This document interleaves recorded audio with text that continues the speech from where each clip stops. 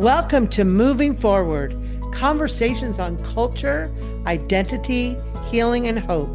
I'm your host, Linda Anderson, and I created this podcast as a space for real, heartfelt conversations with people who are reflecting, evolving, and boldly stepping into what's next.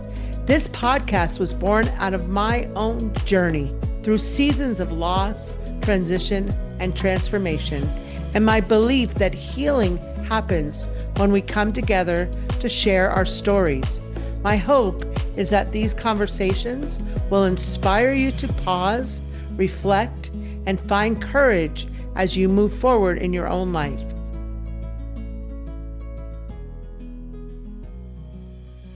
Hello. For the very first episode of Moving Forward podcast, I couldn't think of a more perfect guest than Nicole Steward. Nicole is a social worker, educator, and the author of Radical Self-Care for helpers, healers, and changemakers.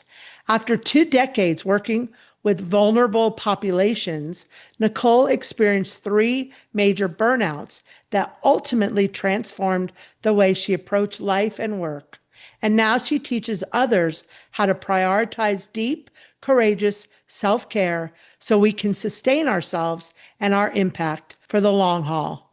In today's conversation, we'll talk about burnout, boundaries, identity, and the healing practices that help us show up fully for ourselves and others.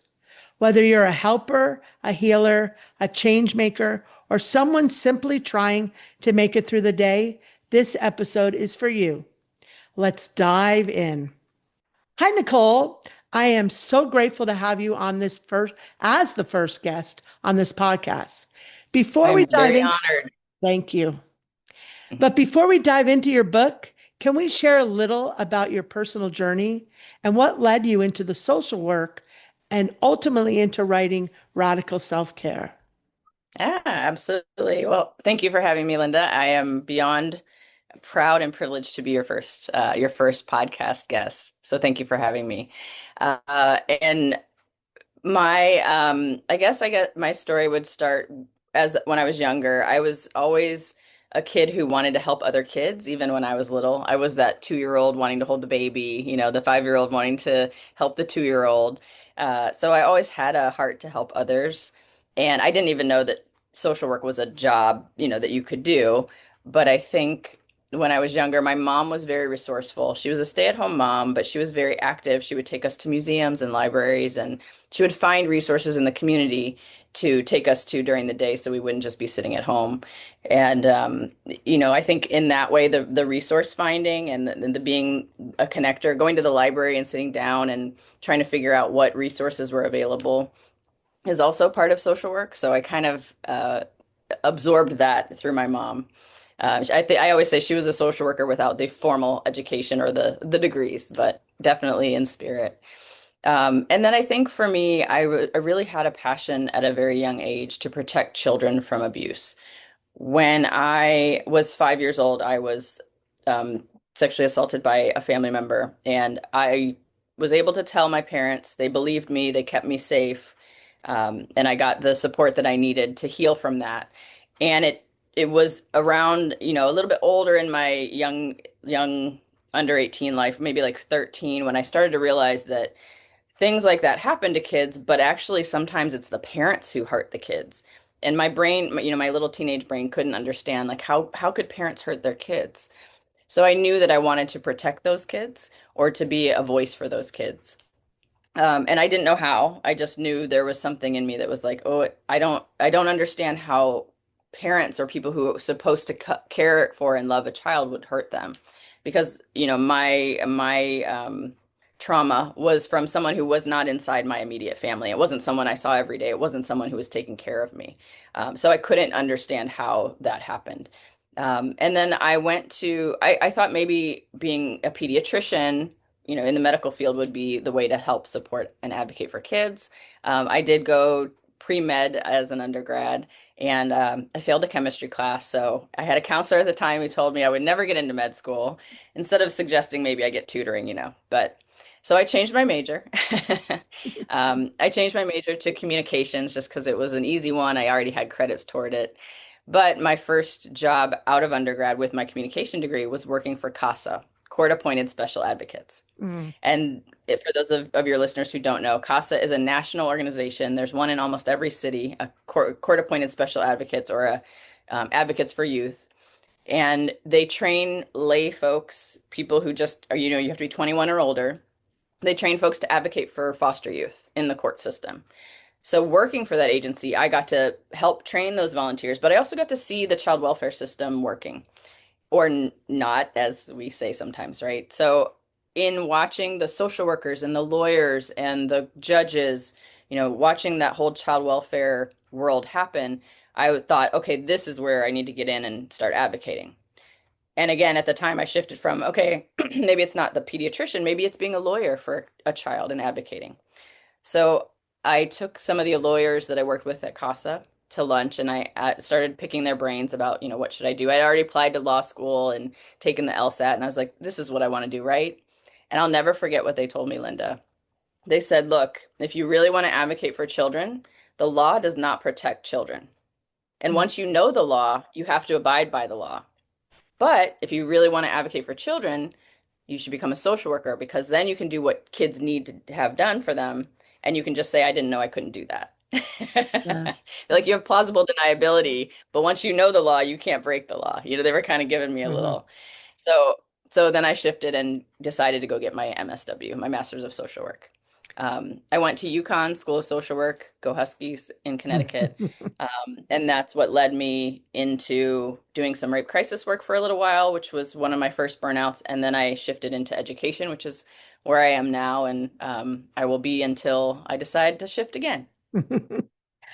I really, and the listeners, as they listen, really hear stories. I love your story.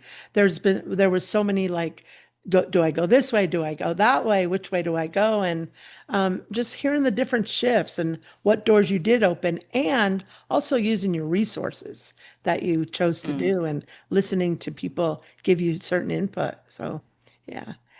Thank you for sharing that. The other question I have for you is about your book that you wrote. It uses the word radical. So, what does radical self care mean to you, and how does it differ from the more surface level self care that we often hear about? Absolutely. Thank you for that question. And I hope that is the question that folks are asking. I use the word radical very purposefully, and even in the first kind of chapter of the book, I explain why I use each word, but why I use radical, why I use self, and why I use care. And I think part of the reason I keep it with self-care is because I do think it has to be initiated by us. We have to be the one to say, I need something right now. How do I get it? The radical part is, the word radical means to get to the root of something or to change the status quo or to change the very nature of something. And I think the work that helpers, healers, and changemakers do in this world, the doctors, the lawyers, the educators, the caregivers, the activists, the journalists, the scientists, the politicians, if they're in the right, headspace and they're there for the right reason. But those of us who do forward-facing, trauma adjacent, kind of one-on-one giving work, right? Where we're the ones giving care and not expecting it back from those we serve, that work is radical. We challenge the status quo. Those of us who do this work, if we're really working on alignment, we challenge the status quo. We change the lives of those we serve, if we're doing it right. Even if you're a first grade teacher, you are changing the lives of 30 little first graders to move into second grade. And it might not feel like that because that's the work that you do every day, but you are changing lives, right? If you're a doctor and you are healing someone or you're giving them a diagnosis that gives them the ability to change their lives, right? So again, the work we do is radical. And I believe that because our work is so radical and because it has the impacts that it does to us, the vicarious trauma, the compassion fatigue, the moral injury, the disenfranchised grief, all the things we have to hold, we need a care that is just as radical. So I was always warned against using that word and it might turn people away, but I don't mean it in the skater, this is totally radical from the 80s, Hmm. but I mean it in its literal translation that The work we do challenges the status quo and changes the nature of those we serve. And it changes who we are too when we're doing this work long enough. Mhm. So we have to have care that is just as radical to meet that need. So when I listen to you talking and it's again service, you're so service oriented and radical self-care, taking care of others. But here's my next question though too. Why do you think so many people, such as yourself too, in the caregiving and service oriented profession struggle with prioritizing themselves? Mm. I'm constantly asking that question and I'm finding new reasons, but I think the biggest thing is that those of us who do, again, forward-facing, justice-focused, trauma-adjacent work Mhm, with others, mhm, we know how important it is. We also know that if we don't do it, potentially it's not going to get done. And I mhm, think a lot of us who are helpers, healers, and change makers are overachievers. We mhm, are people who want to see others succeed, and we will do it to our own sacrifice and our own detriment. Some of it is that the work that we do seems so urgent and so important that nothing else that we would do that seems like caregiving for ourselves feels as important.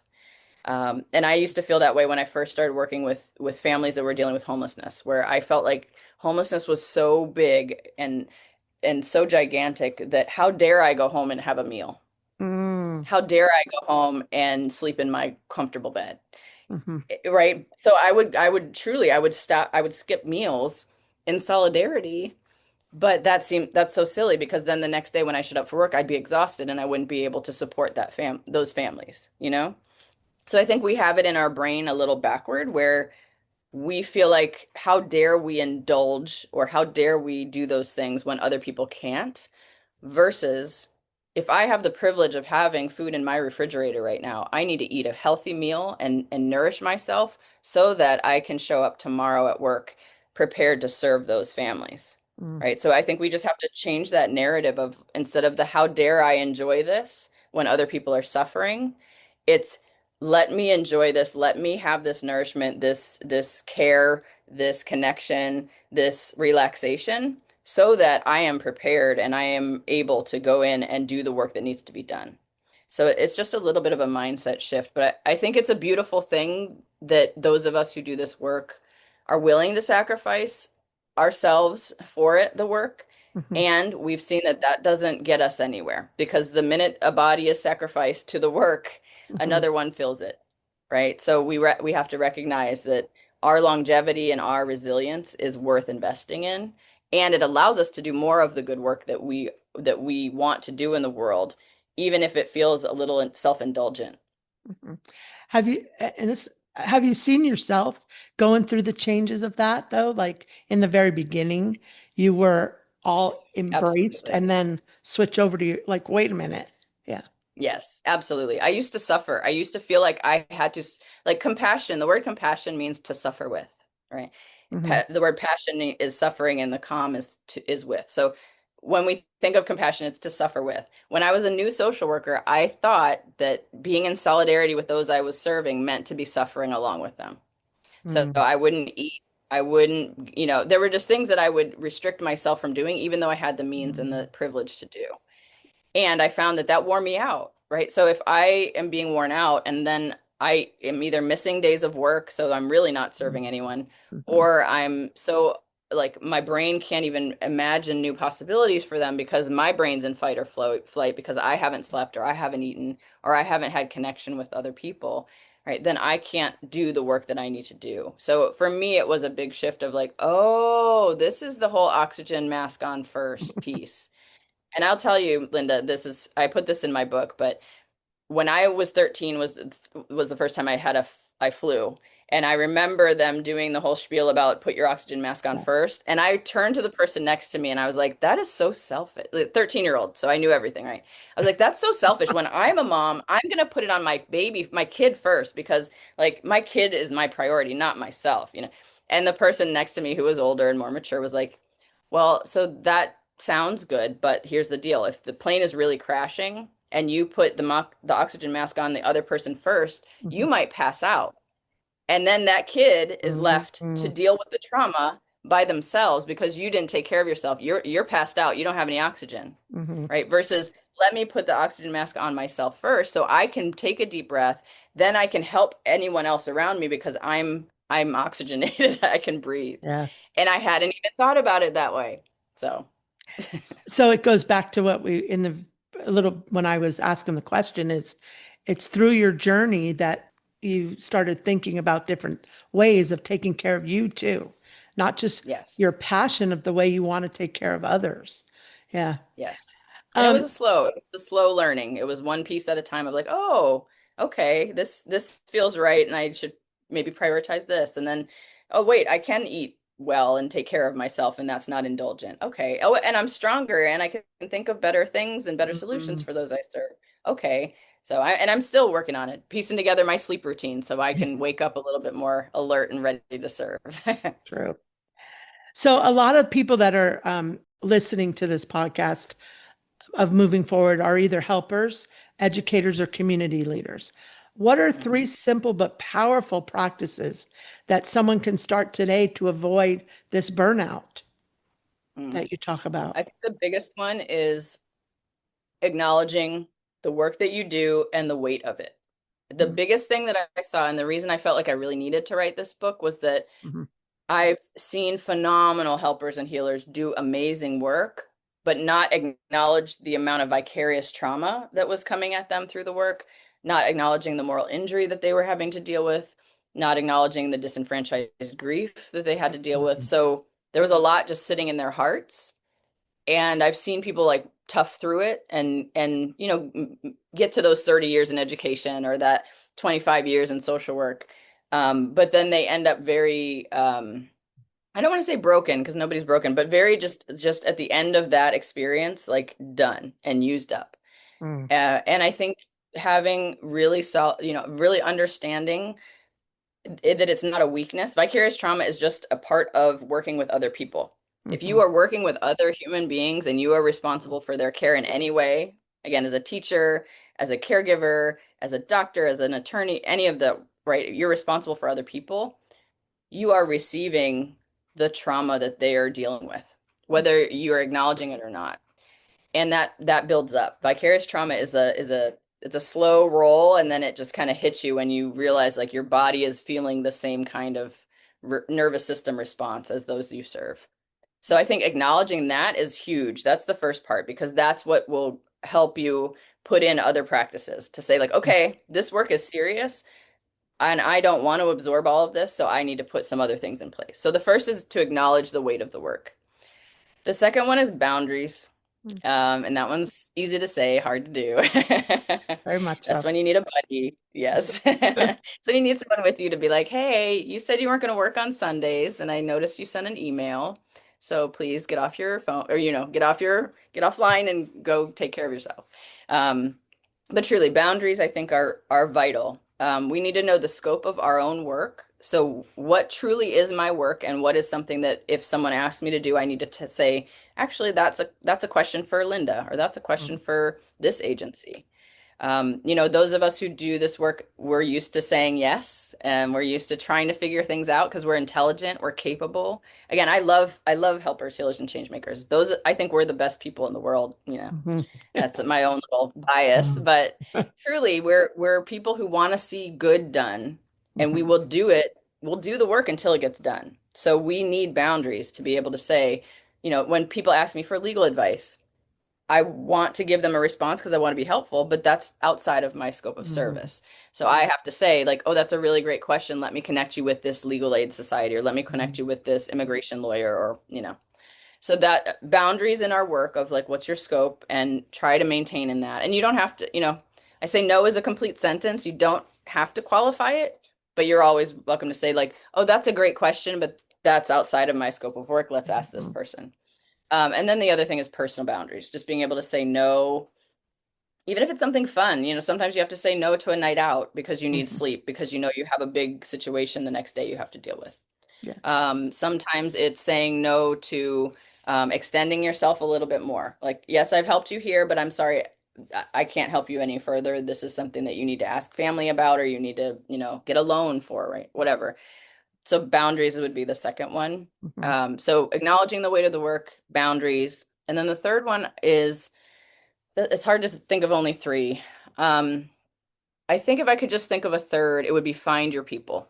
Mm. There's a lot of other practices that are in the book, but truly like Mhm. find your people, whether it's, finding a reading club, a book club that, they're the chill people that you connect with once a month or every other week. Find neighbors that you have things in common with. Maybe I have a friend who just joined like a volleyball league, an adult Mhm. volleyball league, and she's Mhm. like, this is so much fun, and I'm meeting people who I have things in common with. Great. So find your people, whether it's fellow teachers, fellow social workers. I jokingly say you should always have a group of fellow helpers, healers, and change makers who understand your work. And then you should also have a group of friends who don't do anything like you do, because they're going to be the ones that are going to tell you, Mhm. like, girl, that is crazy. You do what? You stayed for how long? You helped how many, like they're going to be the ones to reflect to you how Mhm. amazing your work is, because they're doing other things and they don't, like, you're a teacher. Oh my gosh, that's amazing. But you also need your teacher friends to be like, girl, why are you doing all that? Like, Mhm. here's the curriculum you can borrow, or like, here's a discount for this store. So I think you need to find your people, and it doesn't have to be a lot of people. It can be two or three or four people. Um, but those are also the people that are going to hold you accountable to those boundaries. And they're also going to pull you in and notice when you need extra support and be the ones to provide it for you. So if I could only do three, I would say those three. And then I have a lot of other practices in the book. And on that note, I want to bring up that I read the book and I truly, every time when I was reading it, because I just read it recently and I just retired in June, I thought, why didn't I read this book while I was working? Because of what you just said, there's so many other things to, give those boundaries. So I wanted to really point that out for the listeners that they need to read this book because it's a great book and it has so much in there, situations you've gone through, but then suggestions and stories about other people. And it's a great book to read. Here's my next question because I know that yoga and mindfulness are very big for you. So you found it to be life changing in your own healing. So for people though that might be a little bit intimidated or skeptical, where is a good place to begin those type of practices? Absolutely. Yeah, and that was one of those awarenesses that I had toward radical self-care. I was Mhm. pretty new in my graduate program when I really started doing yoga. I had done Rodney Yee's AM PM yoga VHS tapes. I Mhm. don't know if that's gonna date me. In the 80s. Yeah.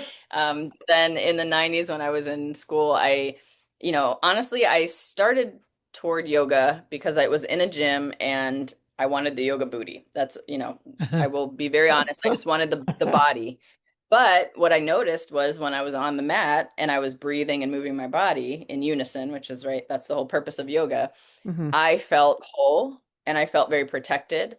And it healed something in me from my trauma when I was younger. Mm. It was me coming back into my body and owning my body and saying, like, no matter what anyone's done to this vessel, this is mine. And in this time that I'm on the yoga mat, I get to work with it.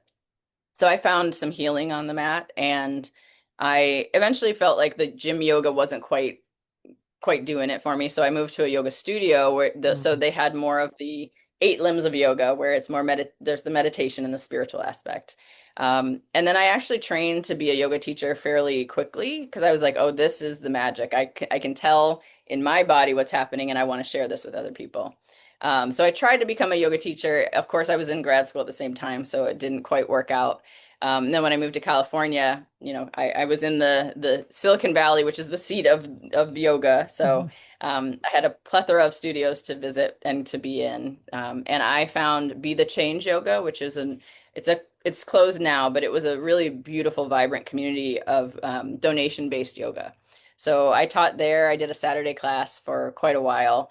And for me, yoga is truly the union of body and breath, and it's a nervous system regulation. Mm. Whenever we're breathing very deliberately and very slowly and being present and mindful, right? You can feel your body slowing down, you can feel your brain slowing down, and you can just really focus. And that is, I think, those of us who do work with other people, when we are meeting demands of other people's needs, it's important that we have a space like that for ourselves. It doesn't have to be yoga. Doesn't have to be meditation because sometimes those things feel inaccessible. It could be walking. I've been trying to take a walk every night before I go to bed as a way to settle myself and Mhm. talk through any of the things I've done through the day and kind of get a sense of what I need to do the next day. So I use my evening walks as a kind of a walking meditation. For yoga, there luckily now there's a ton of free things on YouTube. Mhm. So you can really start like a 10-minute yoga demonstration class for free on YouTube. It's super accessible at this point. And then there are some local, I always recommend going to like starting on your own just to get comfortable with the way the body moves if you're not familiar with yoga. Mhm. But then going to a studio because in community, being in community is the biggest part of yoga. Mhm. And you get correction if you're doing something wrong, so you don't hurt yourself, which is always helpful. But it just gives you a sense of like, okay, this weird thing that's working for me now, like I have a community around it. Mhm. And I do want to stress that radical self-care, the reason I use radical is also because I want to make very clear that radical self-care does not have to be solo. Community care is a huge part of radical self-care. We Mhm. don't do any of this alone. And Okay. even caring for ourselves, like there's a limit to what you can do for yourself. And at some point you do need to be able to reach out. Again, it's self-care, so it has to be self-initiated. I Mhm. still have to say I need to reach out, or I need some friends, or I need to go take a walk. So I don't want to absolve us of our own responsibility, but radical self-care can be done in community, and that's sometimes the best way to start. And then you pull it into a private practice, or you start at home to get used to it, and then you go into community and enjoy it. Same with meditation. There are meditation communities where you can Mhm. go and get some help with, for me, meditating by myself, my brain just starts doing a to-do list. But when I'm in a space with other people and I can hear their breath, then I Mhm. can really focus in. So I Mhm. find community meditation easier than my own solo. Same with walking and hiking. I prefer to do it with other people, but I don't mind doing it by myself because I know how to do it safely. So I just encourage people, if there's something you want to try right now, YouTube or online is available to try it, check it out, and then maybe try to find a community that might be doing it Mhm. locally. And one of the things that I've learned, and for the older person, people listening and stuff, is it's never too late to start. That's number one. And number two, what I also learned, and I'm listening to you with the breathing part, because I wasn't ever doing it correctly. And really, and like you said on YouTube, there's many things out there now that really help you understand the breathing. So yeah, I appreciate that. Thank you. One other question too, though, is I know there's listeners that are listening right now that are exhausted and questioning their purpose or thinking about leaving their calling, whatever they were called to.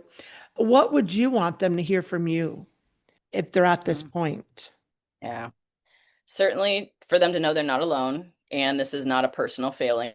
That's the biggest thing. Burnout in these professions is an occupational hazard. It's not an individual thing. I mean, certainly there could be like a lack of fit, like "And this just isn't the right job for me." But if you are in a job and you know you're doing the work that you're meant to be doing, there's still going to be some level of systemic something going on. Mhm. So I think the first thing is just to recognize that it's not you. It might be the system. And there, not to say there aren't going to be things that you can do about it, but I just want to take that burden off of a lot of folks to say like, Mhm. yeah, these systems are exhausting. Even if you're doing everything right, even if you're the best teacher, the best physician, the best social worker, the systems are challenging. So validation would be the first thing of you're not alone. This isn't your own Mhm. fault. And there are some things we can do.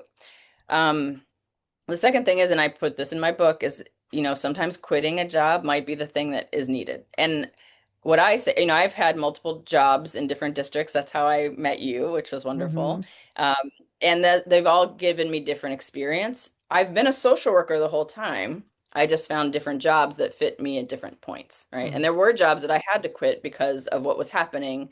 The moral injury the things that I was being asked to do didn't jive with what I knew I needed to do. So I had to say, this isn't the job for me. I'm still going to be a social worker. I just can't do it here. So I also want to give people permission, to not be locked in a job. You can be who you are in the profession that you've chosen outside of specific jobs. So I want to encourage people to recognize that. And then the other thing is to really try to find people, whether it's online, in person, in your area, that are experiencing something similar or have been through it. I find finding mentors or finding people who've been in the work longer than me is always helpful. We don't do a lot of intergenerational support in this work or in life in general. So I really encourage people to find people who've been in longer, ask them how they're doing it, how they've recovered from burnout, because chances are they've experienced it. Um, and then the last thing I think is just to, again, take good care of yourself until you find that next thing, right? Whether, again, and it's the basic stuff of getting enough sleep, getting enough food, water, movement, Mhm. connection with other people. But then trust that you know what you know and you are good in that profession and you will find another job, whether it's a formal job or you create a job. There's a lot of entrepreneurship in the helping fields right Mhm. now, which is great. Um, so yeah, I think just recognize it's not your fault and find a way to move through it. I've had to find myself in those places before where it felt very much like a personal problem, and it's not. Burnout from these systems is not personal. It's Mhm. professional, but we can, provide support for each other. Yeah. And that it's never too late too, I think is what you said, that, Absolutely. yeah. Final question is, if you could leave our listeners with one radical reminder about taking care of themselves while they care for others, what would it be? And I know that it's going to maybe Okay. be difficult when I said the keyword of one, but Yeah. I'm sure you have many, but yeah, just one that you Yep. feel. Yeah.